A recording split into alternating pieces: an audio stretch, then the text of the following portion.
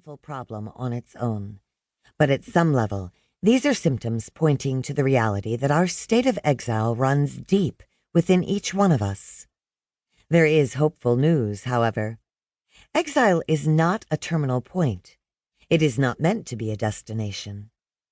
Exile is meant to transform us into pilgrims.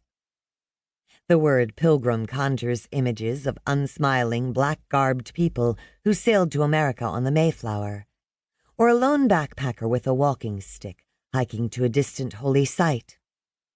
While those capture the motion and intention of pilgrimage, the best image of a pilgrim is the one you see in the mirror when you're brushing your teeth with that minty fresh toothpaste. Restlessness gets a bad rap in this world and can fan the flames of all kinds of sin, but it can also serve as a powerful compass. 4th century North African church father Augustine of Hippo famously prayed, "You have made us for yourself, and our hearts are restless until they can find rest in you." Jesus highlighted how thoroughly he knew humanity's restless status when he told a religious leader inquiring about becoming his disciple, "Foxes have dens and birds have nests, but the Son of Man has no place to lay his head." Matthew chapter 8, verse 20. Jesus wanted this man to know that following him would uproot him from his settled, comfortable life, and that settledness is what passes for most of us as a salve for our state of exile.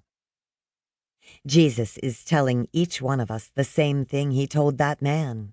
He is calling us to unsettle and embrace a life of pilgrimage. He modeled it for us as he journeyed to the cross. Those who are settled and comfortable have no real incentive to follow him, nor are those who've wrapped themselves so firmly in the identity of exile they've learned to live in a bunker and sought salvation as a way of avoiding a world they don't particularly like. We who are a part of the church in the West have often framed discipleship in terms that speak to our craving for comfort, or coach us to build better bunkers so we can avoid being contaminated by the sinful world around us. The theme of pilgrimage runs through Scripture in 3 parallel, sometimes overlapping streams. Moral pilgrimage focuses on everyday obedience to God. Physical pilgrimage emphasizes a bodily journey to a holy site in order to seek God. Interior pilgrimage describes the pursuit of communion with God through prayer, solitude, and contemplation. The book you are listening to will touch on all 3 as it traces the theme of pilgrimage from Genesis to Revelation. It is time for us to reclaim our pilgrim identity. It is an identity for God's people woven through Scripture from beginning to end. This book will not only introduce you to the way in which the Bible highlights the pilgrim journey, but will help you recognize the invitations to pilgrimage God has placed in your life here and now. Each chapter ends with a few questions for contemplation or thoughtful conversation with a friend or small group, along with the Pilgrim's Prayer.